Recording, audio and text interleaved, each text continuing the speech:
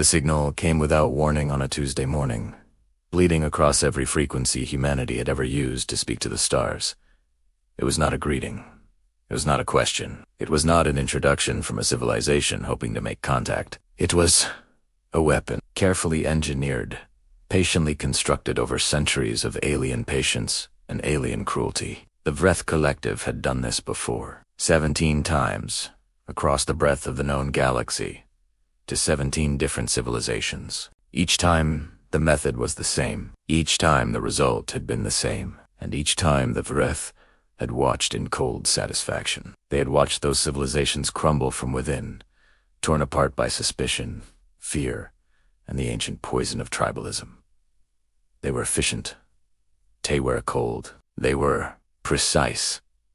And they believed, with the confidence of beings who had never been wrong, that humanity was no different. No different from the Marath, who had dissolved into civil war within 40 days of first contact. No different from the Sorvath, who had fractured along genetic lines and spent their last years destroying their own infrastructure. No different from the Kalan, who had been so convinced by the Vreth's fabrications that they never even looked up at the sky again before the silence took them. 17 civilizations, 17 campaigns, 17 victories for the Vreth Collective, each one logged with cold precision in their archive of extinctions. The first broadcast hit Earth on that Tuesday morning, threading itself into satellite networks, radio towers, and fiber optic lines simultaneously. It came in every human language at the same moment, a feat that immediately told humanity one terrifying and undeniable truth.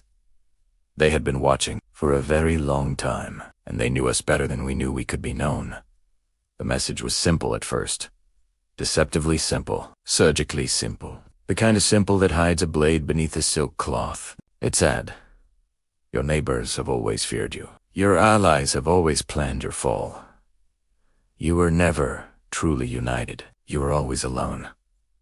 Then it showed footage, fabricated with a perfection that took the breath away every pixel, every shadow, every micro-expression. Correct. World leaders in private rooms, laughing with contempt at the nations they publicly swore to protect. Scientists from one country caught on hidden cameras stealing research from another, then denying it in the same breath. Aid shipments being deliberately redirected away from disaster zones while cameras captured. Officials pocketing the difference.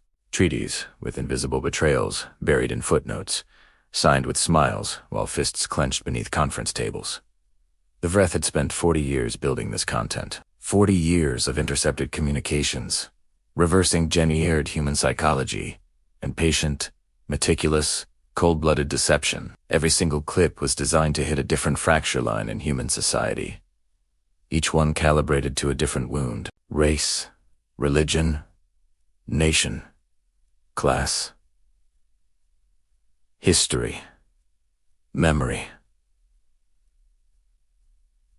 The endless catalog of ways humans had learned to fear each other over the millennia. Within 6 hours of the first broadcast, protest fires burned in 14 cities across 4 continents, fueled by footage that had never happened. Within 12 hours, 3 governments had recalled their ambassadors from neighboring states over conversations that had never taken place. Within 18 hours, 2 military forces had moved to contested borders, engines running hot, fingers hovering over decisions that could not be unmade. The Vreth observed from their ship, positioned just beyond Pluto's orbit, invisible behind a field that bent light around its hull like water around a stone. Their lead analyst, a being called Sorrow of Dist, watched the incoming data pour across her screens and felt something close to what she understood as satisfaction. Projected time to first internal military conflict.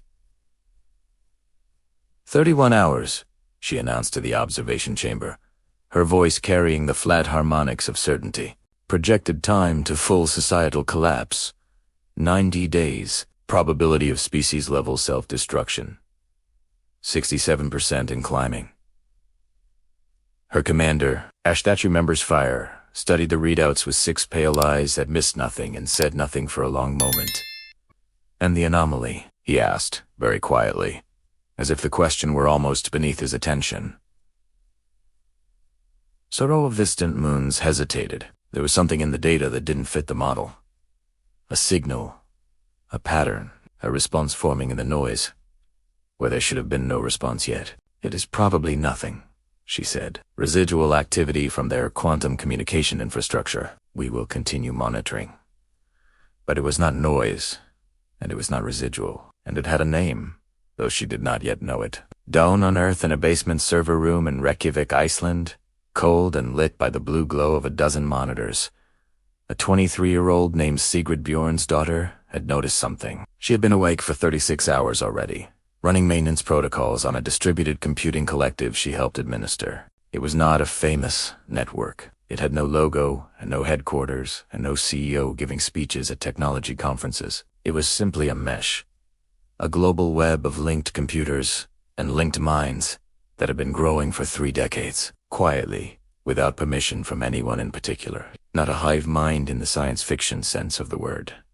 Not telepathy. Not the loss of individual identity into a collective whole. Something more human, and in many ways more powerful than anything science fiction had imagined, because it was built not from technology alone, but from necessity. It had been born from crisis after crisis after crisis. Climate emergency, global pandemic, cascading economic collapse, the failure of institutions that people had trusted for generations. Those crises had been terrible, and in the middle of their terribleness, they had taught humanity a lesson that nothing else could have taught so completely. The lesson was this: the problems that could actually kill them were all the same problems, and those problems could only be solved if people worked together across every boundary that had ever divided them. Over 30 years, slowly, without announcement, without anyone declaring it finished or naming it the New World Order, the network had grown. It had started as open-source software platforms where engineers from different countries shared code because the problems they were solving were the same problems. Then encrypted mesh communications that let communities stay connected when official infrastructure failed. Then shared AI inference nodes run cooperatively by millions of volunteer users who contributed processing power. The way earlier generations had contributed time and money, it had evolved into something with no single name, because no single name could hold it. In Nairobi, they called it the Weave. In Sao Paulo, the Pulse. In Seoul, the Thread. In Lagos, the River. In Oslo, the Root. In Reykjavik, Sigrid called it the only thing that had never let her down, and she called it that only to herself. That at night, when the monitors were the only light, when the Vreth broadcast hit, she watched the network's response patterns with the focused attention of someone who had spent 3 years learning to read this particular system the way a sailor reads. And she saw the anomaly. She saw the shape of the response, the way information was clustering, the way the emotional traffic patterns were forming, and she recognized what she was looking at. She had seen this pattern before, in smaller forms, during every major crisis of the last decade. She knew what it meant. It meant the network was about to make a decision, not a committee decision. Not a voted decision. A decision the way a school of fish makes a decision to change direction, all at once. Together. Without a leader, just the aggregate will of millions of interconnected minds arriving at the same conclusion at the same moment. She leaned forward and opened a broadcast channel to the global mesh and typed 4 words. 4 words that would, in the months and years that followed, be quoted in history books that hadn't been written yet. It's fake. All fake.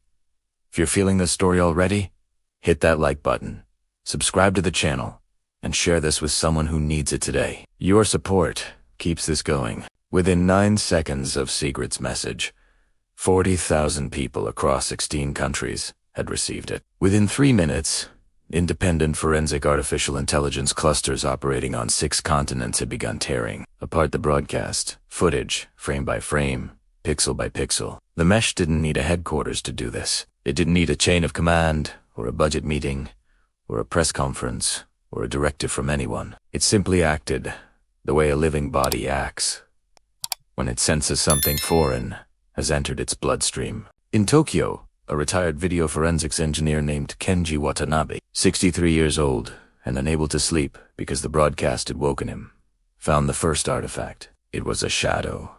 In a fabricated recording of a summit meeting, a shadow moved, 1 frame too late, a mistake so small it would have been invisible to any ordinary viewer. But Kenji Watanabe was not an ordinary viewer. He had spent 30 years finding exactly this kind of mistake, in exactly this kind of footage. He uploaded his finding to the mesh with a timestamp, a frame reference, and a note that said simply, "This was made by a machine that does not understand how light works." In Cairo, a university linguistics team identified 17 microvariations in a world leader's speech pattern across 5 different, fabricated recordings. Variations that indicated AI voice synthesis, rather than the genuine human voice. They published their methodology openly, in real time, so that anyone else with the same tools could verify their findings independently. In Johannesburg, a 14-year-old named Emma, who had been doing a school project on digital forensics when the broadcast interrupted everything, cross-referenced to the metadata on 43 broadcast clips. She found something remarkable. They all carried the same invisible timestamp embedded in their creation data. The timestamp was 40 years old. She posted her finding on the mesh with a note that said, "Either these events happened 40 years ago and no one noticed, or someone made all of this 40 years ago and waited to use it." The data flowed upward through the mesh like blood, moving through veins, converging into shared analysis threads that were visible and accessible to anyone with a connection anywhere on Earth. There was no single editor deciding what was true and what was false. There was no committee reviewing submissions. There was no gatekeeper. Truth emerged the way it has always emerged when humans are at their best.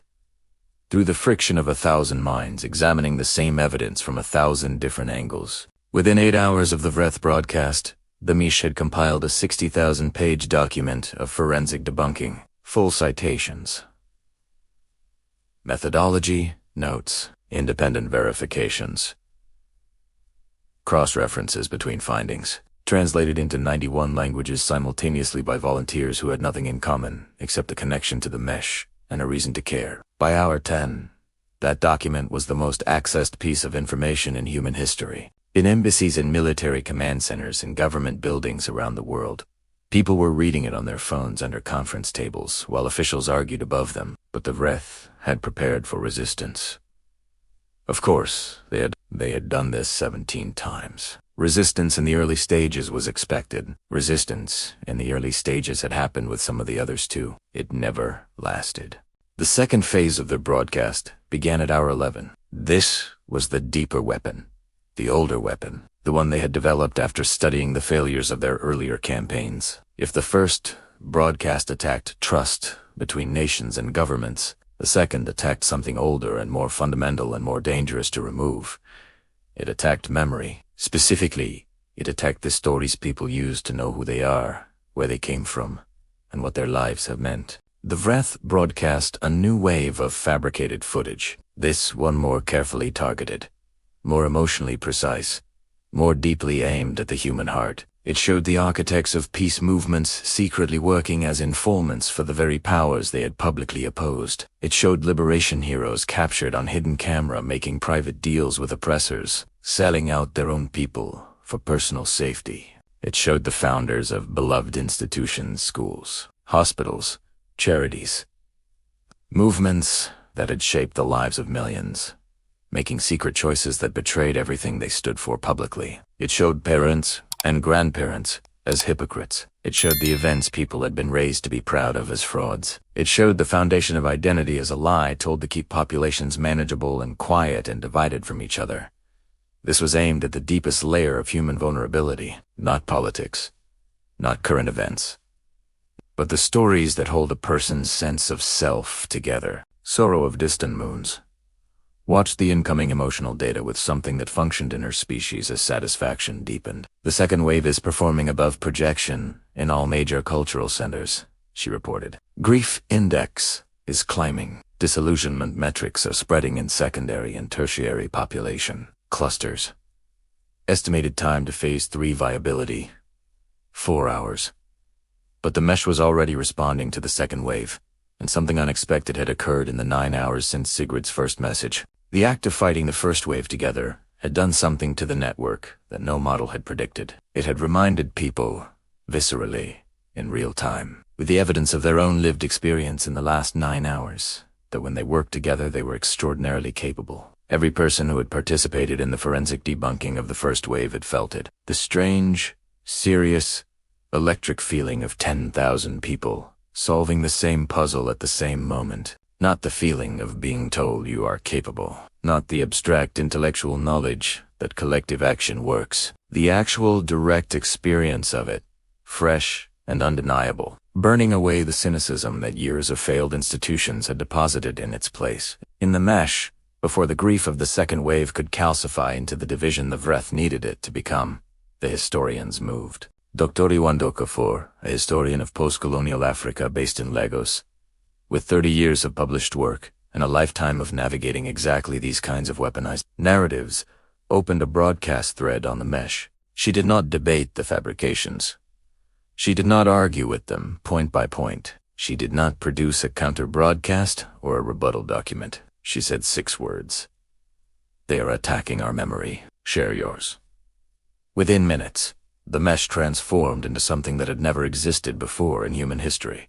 The largest simultaneous oral history project ever attempted, distributed across every time zone, operating in every language, without a single organizer or institution running it. People everywhere began uploading primary sources, letters their grandparents had written during wars, showing what those grandparents had actually believed in their own words. Voice recordings from the generation before the internet, the living sound of people who were no longer living, speaking directly from the past into the present crisis. Photographs from family albums, the kind that never get digitized, showing ordinary human beings living their ordinary, complicated, beautiful human lives. Documents from local archives, meeting minutes, community decisions, the records of small groups of people trying to take care of each other against the weight of whatever history was bearing down on them at the time. Not to argue.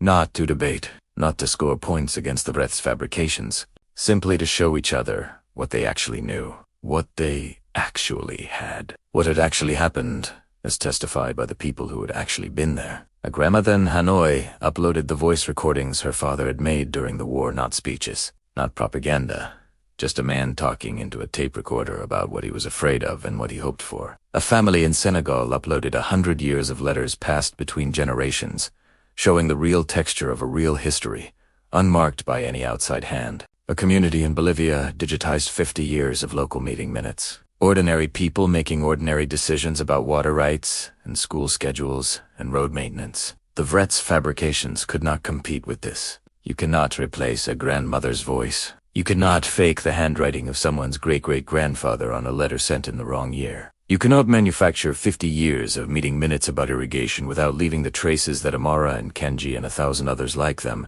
had already learned to find. The second wave broke against a wall of reality that humanity had built together in real time, using the only material that could never be faked, the actual record of actual human lives, set it freely across every boundary, without being asked. Sorrow of Distant Moons stared at her readouts. For the first time in this mission, for possibly the first time in her career, something was wrong with her projections. They are sharing their archives, she said, and the words came out strange, as if she had never needed to say them in a professional context before. All of them.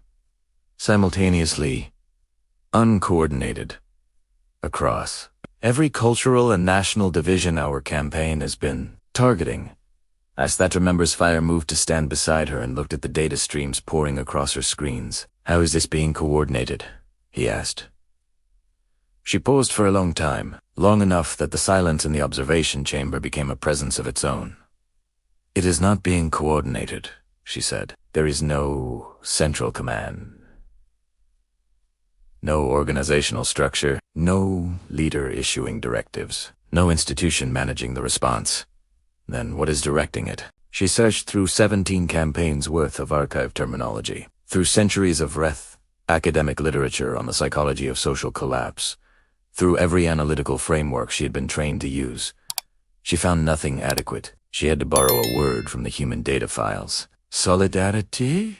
She said, please take a second right now to like this video, subscribe to the channel, and share it with your people. It genuinely helps more than you know. And the story is only getting started. The Vreth had a third phase. They had always planned for 3 phases, because they were thorough, and thoroughness had served them well across 17 campaigns. Phase 3 was not a broadcast.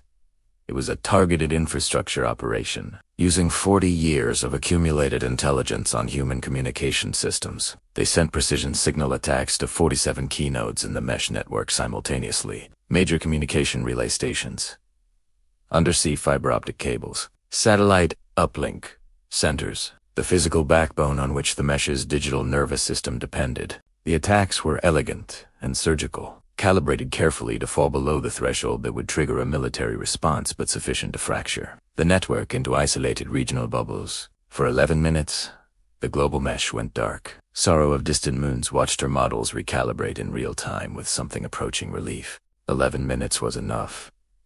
11 minutes had always been enough. When the connective tissue was severed, the old patterns reasserted themselves. The darkness told each isolated bubble that it was alone, and when people believed they were alone, they defaulted to the behaviors that the Vreth knew how to exploit.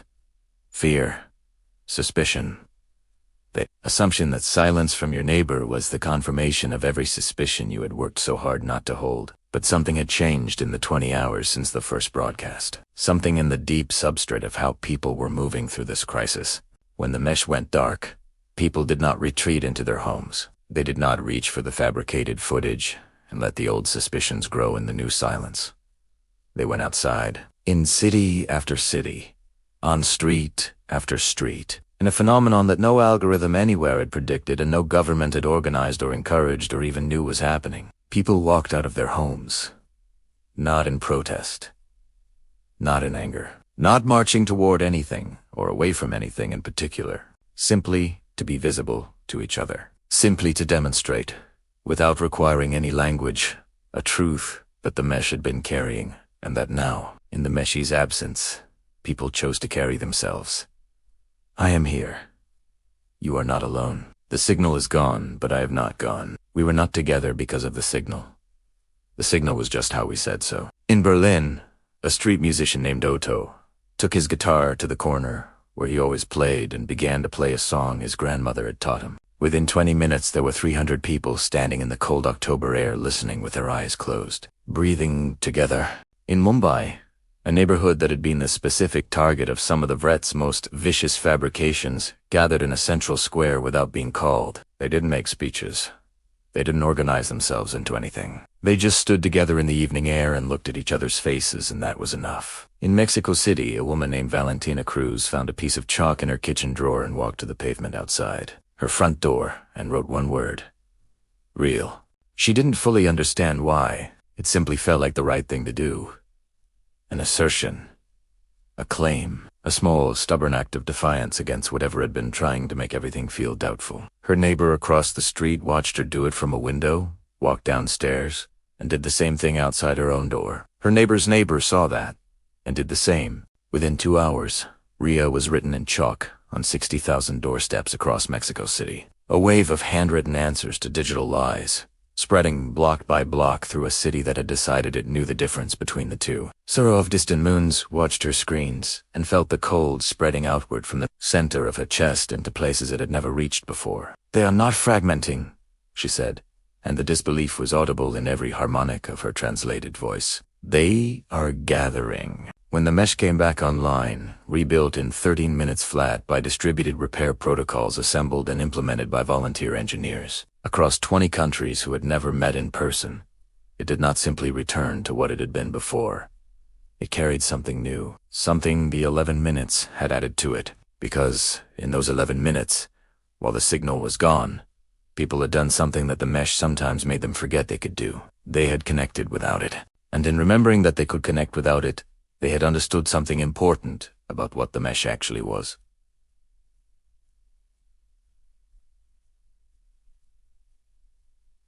It was not the connection itself. The connection was older than a mesh, older than any technology, older than the first word a human being had spoken to another human being in the dark. The mesh was the amplifier. The connection itself was something else entirely, and it lived not in the servers but in the decision to use them. When the mesh returned, it carried the images from those 11 minutes. The streets, the chalk, the guitar player in Berlin, the crowds standing quietly in squares, the grandmother in Hanoi, sitting by her open window, listening to her neighbors breathing in the dark, because the sound of it was, by itself, enough. The world looked at those images and understood something all at once, in the wordless way that humans sometimes understand the most important things. They understood that the Vreth had made a catastrophic miscalculation, not a tactical error, not a strategic oversight that better planning could have avoided, a fundamental misunderstanding of what they were dealing with, rooted in something they had never thought to question about their own model of how civilizations work. The Vreth had studied human division for 40 years. They had catalogued every fracture with scholarly diligence, every old wound, every historical grievance, every place where the scar tissue had never fully healed. They had built the most sophisticated psychological warfare system in the known galaxy, calibrated specifically and precisely to the full catalog of human vulnerabilities. But they had studied the fractures. They had not studied what humans do with fractures. They had studied the wounds. They had not studied what humans do with wounds. They had modeled human division without ever modeling human repair. Because in the Vreth understanding of the universe, repair was not a meaningful category. Repair was the statistical pause between one conflict and the next. In the Vreth model, unity was always the exception, and fracture was always the rule. And the only question worth modeling was how long the exception lasted before the rule reasserted itself. They had not understood that for 30 years. Quietly and without any grand announcement, something had been changing in the deep structure of human civilization. The crises had been real. The suffering had been real. The failures of governments and institutions and the systems people had trusted had been catastrophically, devastatingly real. But in the wreckage of those failures, in the specific and terrible school of what it feels like when everything you trusted stops working at the same time, people had built something new. Not a utopia, not a perfected human nature, not the end of conflict or the resolution of difference or the achievement of any state that could be called finished. Just a practice, a daily, difficult, imperfect, stubbornly renewed practice of reaching across the fracture lines, of saying, I know why I shouldn't trust you. I know the history between us. I know all the reasons this is risky and probably foolish. And I am going to try anyway. Because the alternative I have now lived through enough crises to understand, is worse than trying. The mesh was not the cause of that practice. It was the symptom of it, the evidence that the practice had been happening long enough and deeply enough to need an infrastructure. Humanity had built the mesh because they had already decided, in 10,000 small choices, before any single piece of software was written, to try to stay together. The Vreth had been trying to break something they did not understand was not a structure but a choice, and choices, unlike structures, cannot be broken from the outside. They can only be abandoned from within. And humanity had already decided, 22 hours into the worst crisis of their history, that they were not going to abandon this one.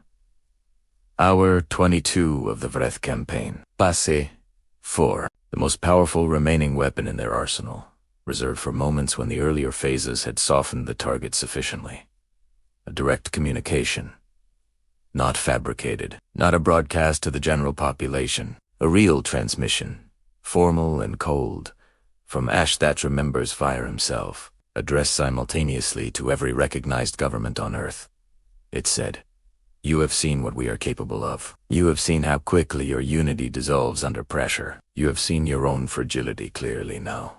Surrender your independence to Vreth administration and we will guarantee your stability and continued existence. Reject this offer and we will continue the current operation until the fractures we have begun become irreversible.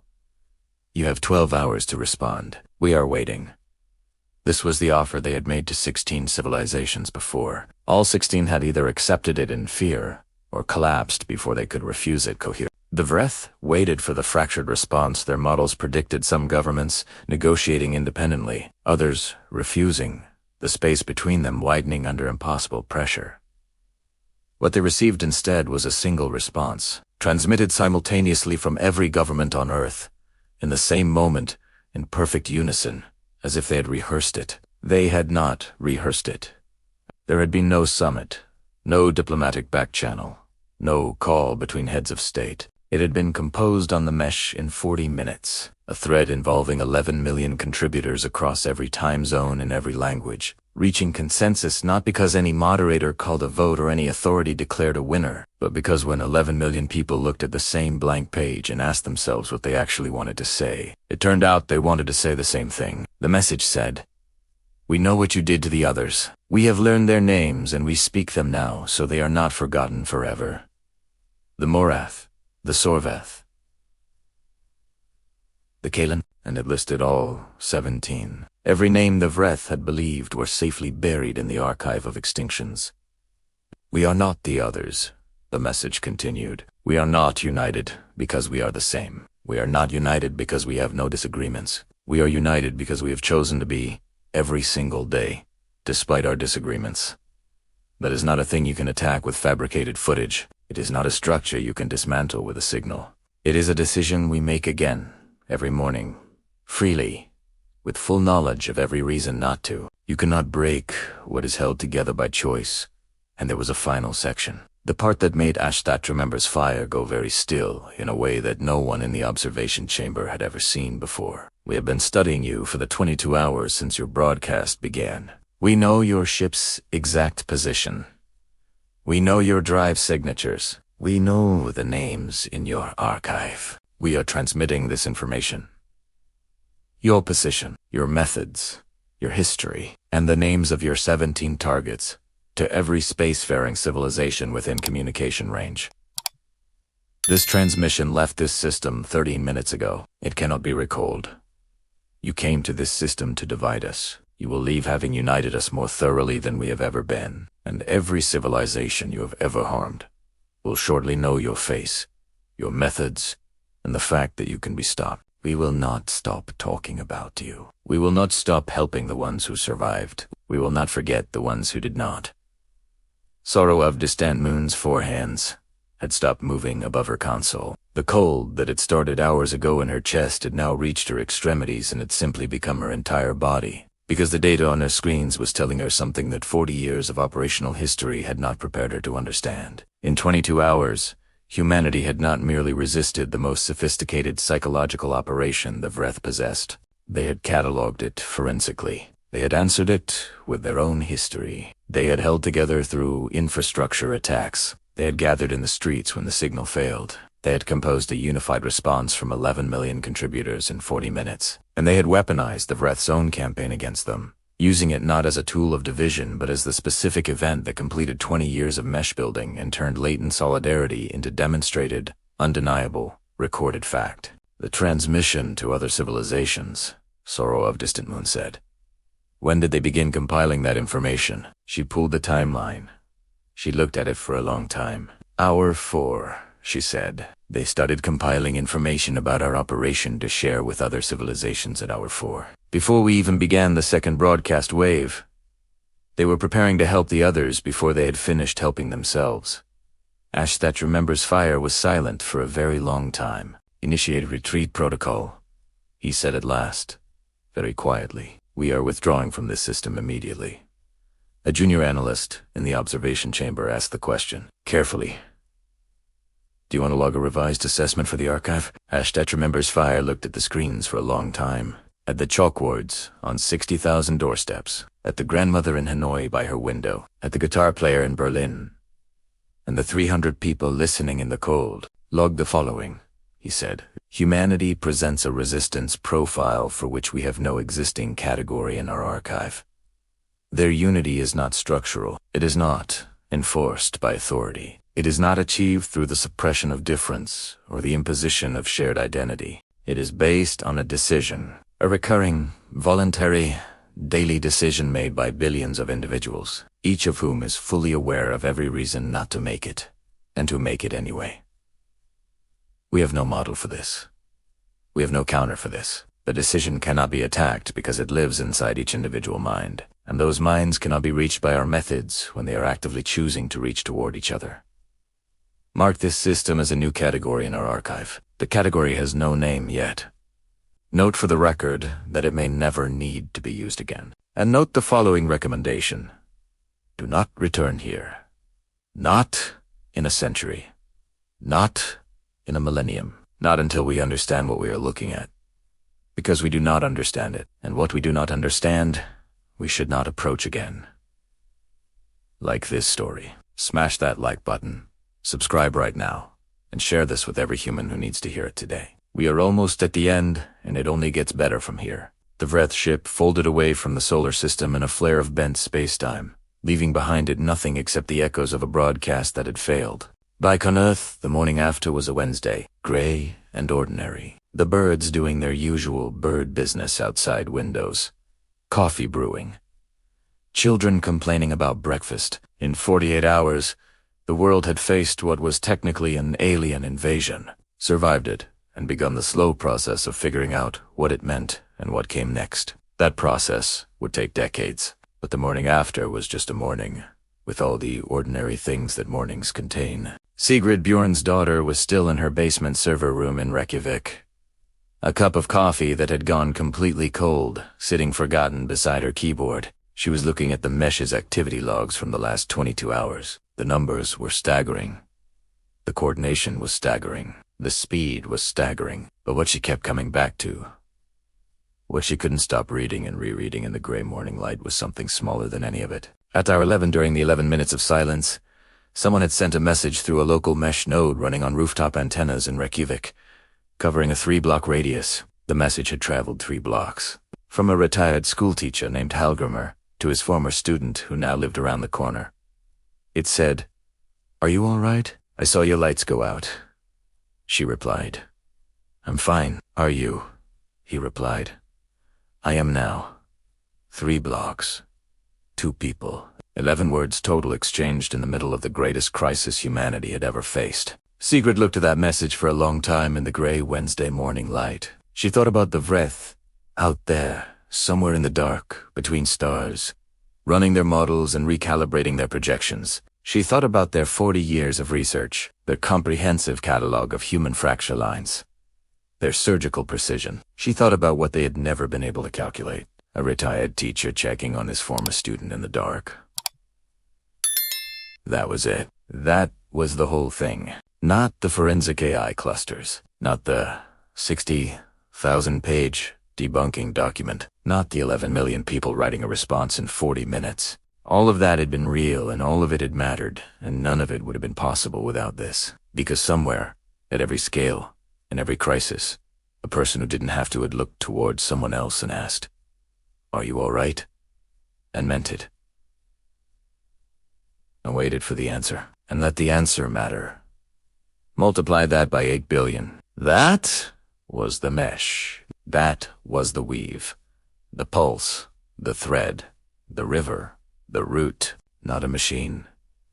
Not a protocol. Not an architecture of software and servers built by brilliant engineers. Just 8 billion people who, in spite of everything, in spite of all the accumulated reasons and histories and fears and justified grievances, kept reaching across the space between themselves, kept asking, kept meaning it, kept letting the answer matter. On Thursday, 3 days after the broadcast, 2 countries that had nearly come to blows over fabricated border footage signed a joint cooperation agreement on shared water infrastructure, not because of the alien crisis.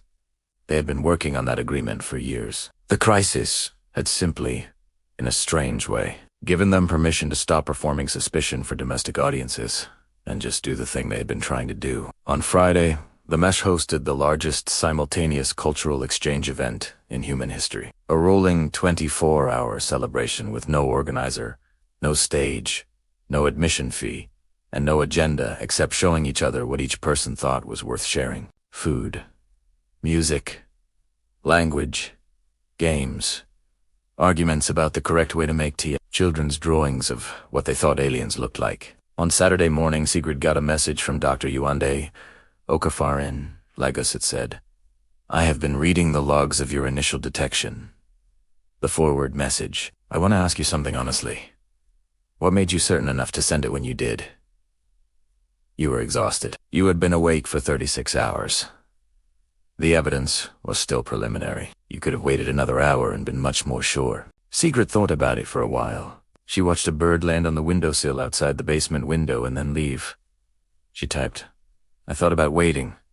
I almost did. But I thought about all the people who were going to see that broadcast alone, in the middle of the night, and believe it.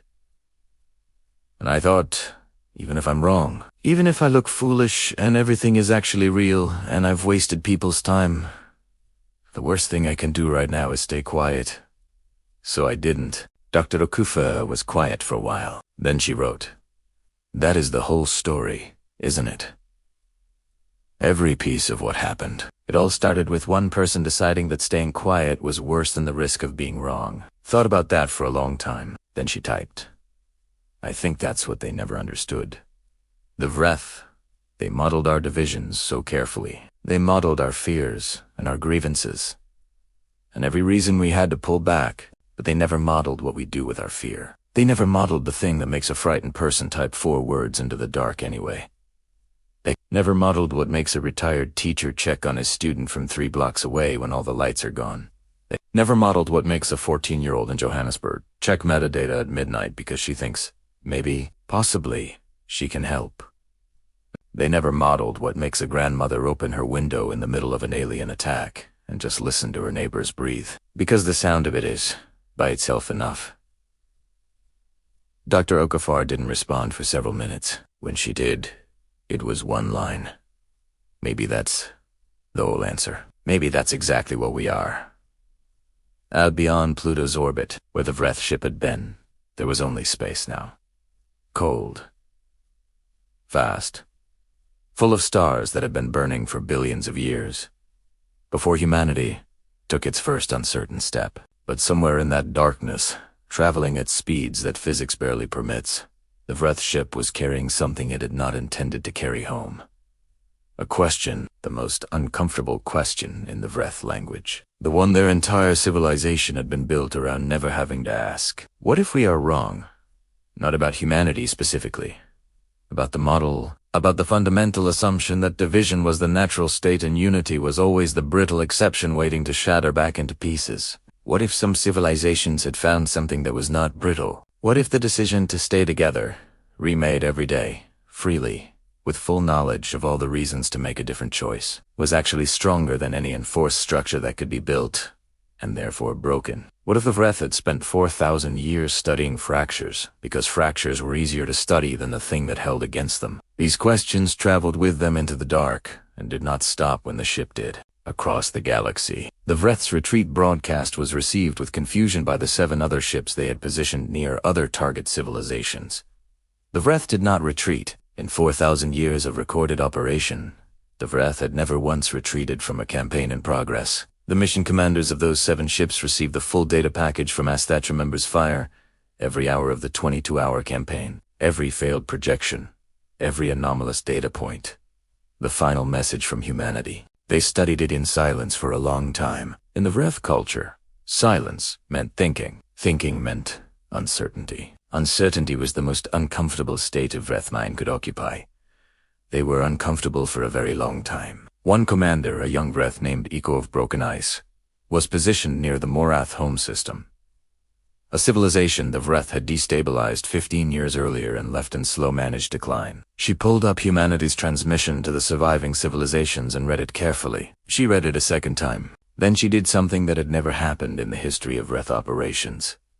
She opened a channel directly to the Morath. Not as part of a mission. Not following any protocol. Not with any strategic purpose at all. She transmitted humanity's message to them. All of it. The names of the 17, the documentation of the methods, the forensic debunking of every technique the Vreth had used on every target. And at the end, she added one line of her own. "What was done to you was done by us. I am sorry. This is everything we know about how we did it." Then she powered down her ship's offensive systems, filed a mission abort report, and sat in the silence of her observation chamber for a very long time. She did not have a word for what she was feeling. She would spend years looking for one. The Morath received her transmission 14 hours later. They had been in the middle of their 47th consecutive year of civil conflict, a war so old and so woven into their culture that many of them had forgotten it had a beginning. The transmission hit their communication networks the way secrets for words had hit the human. Mesh a stone dropped into still water. rings spreading outward from a single point. Their forensic teams began working immediately. By the time the second wave of the message had fully propagated through their networks, they had already confirmed 11 of the fabrications that had started their war. Not all of them. Some of the original grievances were real. Some of the wounds were genuine. But the specific catalysts, the specific moment that had tipped fragile peace into open conflict 47 years ago, that moment had been manufactured. The Morath sat with that knowledge for a while. It was a terrible thing to know, and a necessary thing to know, and a thing that changed everything and nothing at the same time. It did not make 47 years of real deaths less real. It did not make the genuine grievances disappear. But it gave them something they had not had in 47 years, a way to look at each other and ask, which of this is ours, and which of this was put here by something that wanted us to tear each other apart? That question was not easy. That question would take generations to answer fully and honestly. But for the first time in 47 years, there were Morath leaders on both sides of the conflict sitting in the same room, asking it together. On Earth, humanity was adjusting to the new reality with the characteristic mix of extraordinary and ordinary that defined them. Governments were arguing about jurisdiction over the mesh. Some wanted to regulate it. Some wanted to nationalize it. Some wanted to award it prizes. The mesh itself continued operating with total indifference to all of these proposals, the way a river continues flowing while committees debate what to do about the river. Scientists were rebuilding their understanding of their place in the universe. They had known for years that other civilizations existed. The mathematics had always made it near, but knowing it abstractly and receiving a broadcast in 47 human languages simultaneously were, it turned out, very different kinds of knowing. The astronomy community had not slept in 4 days and showed no signs of stopping. Philosophers were having the most productive and chaotic week of their professional lives. Theologians were having conversations that had never been possible before and would never be possible again in quite this way. Children were drawing pictures of aliens and asking their parents questions that no parent had ever had to answer before. And in the basement server room in Reykjavik, Sigrid Bjorn's daughter had finally gone home, slept for 14 hours, eaten an enormous amount of food, and returned to her monitors. There was a message waiting for her from a source she didn't recognize at first, an address that resolved, after a moment of confused analysis, to a node that was not on Earth. It was on the relay station at the edge of the solar system, forwarded through a channel that had only existed for 48 hours. She opened Italiano, it said, in careful and slightly formal human language that had clearly been translated by someone still learning the idioms. My name is Echo of... I was part of the operation against your world. I have left that operation. I have transmitted your message to the Morath. They're talking to each other for the first time in 47 years. I do not know what I am doing now or where I am going, but I wanted you to know that the message traveled. I wanted you to know that it is working. Sigrid read the message 3 times. Then she typed back, very simply, "Thank you for telling me. Are you all right?" She didn't know if the translation would carry the full weight of that question. She didn't know if the Vreth had a concept for what she was asking. She sent it anyway. The reply came 6 hours later. It said, "I do not know, but I think that is the right question to be asking. I think that may be where it starts." Sigrid looked at that message for a long time. Then she opened the mesh and posted it, not to make a point, not to score a victory, not as evidence of anything, just because it felt like something people should know, that somewhere out in the dark, something had shifted, that the message was still traveling, that it was still finding people who needed to hear it. The mesh received her post the way it received everything, immediately, completely, in all directions at once. And in the way of the mesh, in the way of people who had spent 20 years practicing the decision to reach across the space between themselves, people responded not with celebration, not with triumphalism, not with the loud noise of victory, with something quieter. A woman in Seoul wrote, "The question travels too, not just the answer." A farmer in Argentina wrote, 47 years, I hope they find their way through. A child in Nigeria, whose parent read it to her and typed a response for her, wrote, "Tell the alien person that it gets easier when you keep trying." Millions of small responses, from millions of ordinary people, each one a small act of reaching toward something they would never meet, in a language they were still learning, across a distance they couldn't fully comprehend. The mesh carried all of it outward, and somewhere beyond the solar system, in the silence of a powered-down Vreth ship drifting between stars, Echo of Broken Eyes received Sigrid's response and the cascade of messages that had come with it.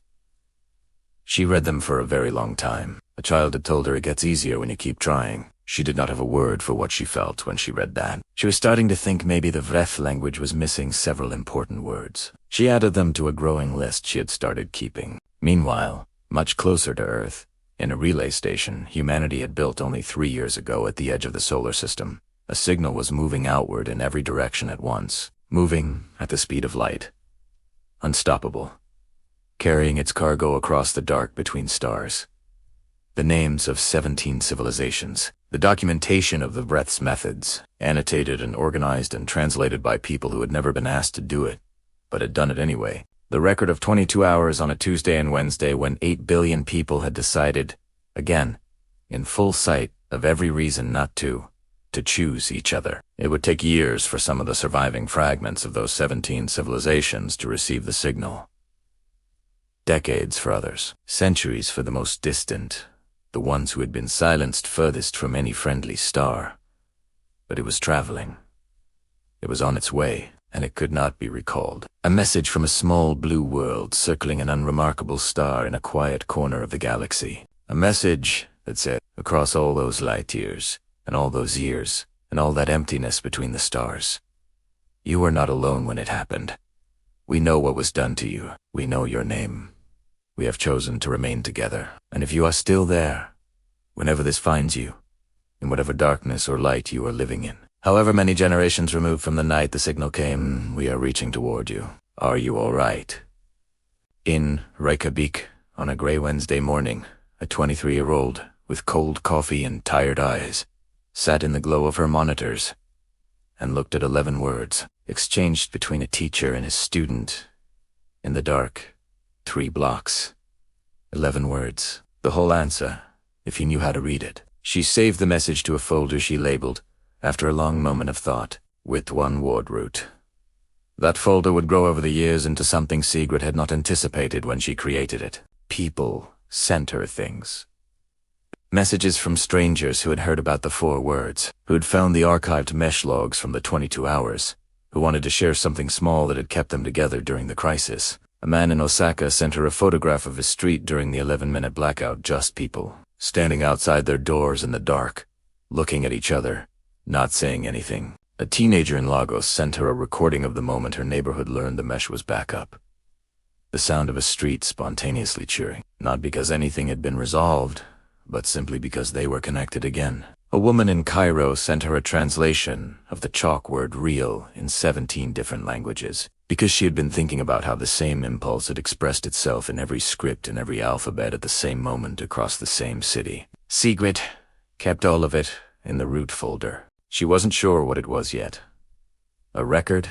A testimony? A small monument to the fact that the worst night in human history had also been, in ways that defied the logic of the situation, one of the most human nights in human history. Kenji Watanabe, the retired engineer in Tokyo, who had found the misplaced shadow, gave one interview to a documentary team the following year. They asked him what had been going through his mind in the moment he found the artifact and uploaded it to the mesh. He thought about it for a while. Then he said, "I thought, someone needs to know this." That was all. Someone needs to know this right now, and I am someone who can tell them. I have spent my whole life finding mistakes in footage. I have never once thought that skill would matter very much. That night, it was the most important thing I owned. I think about that sometimes. How many people were awake at that hour with exactly the right knowledge for exactly what was needed, and all of them reached for the mesh instead of going back to sleep?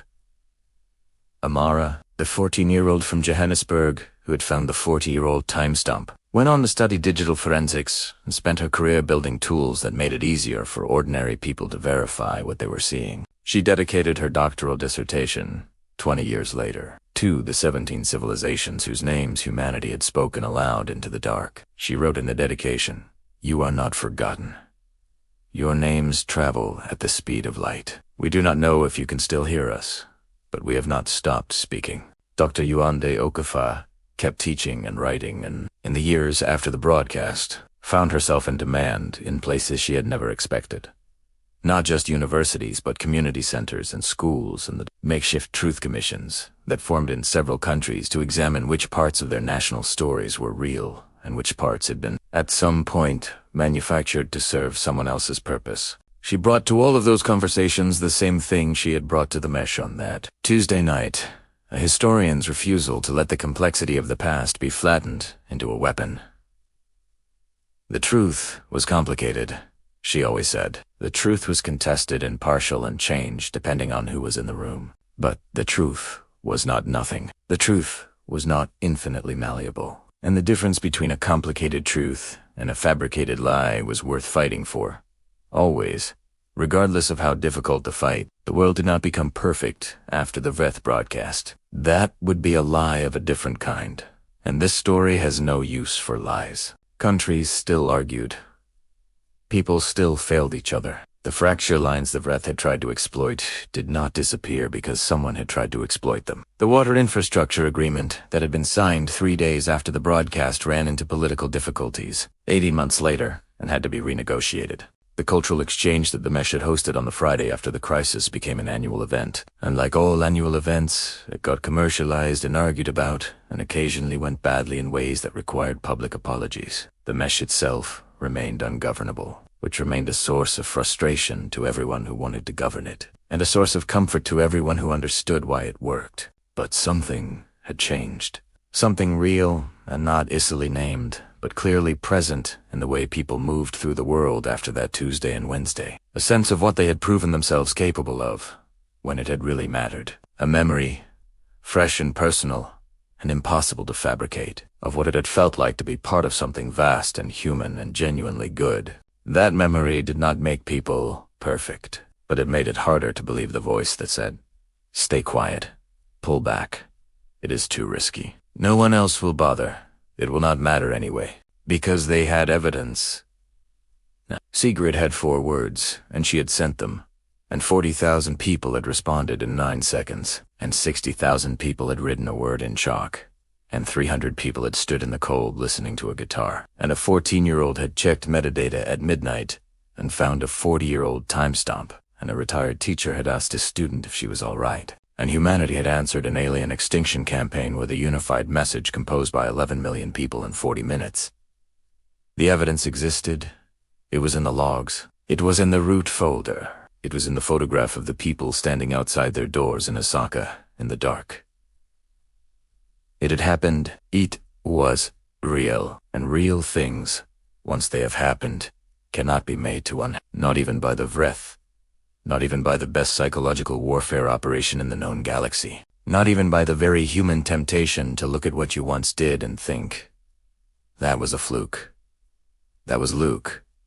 That was a different version of us that no longer exists. The evidence said otherwise.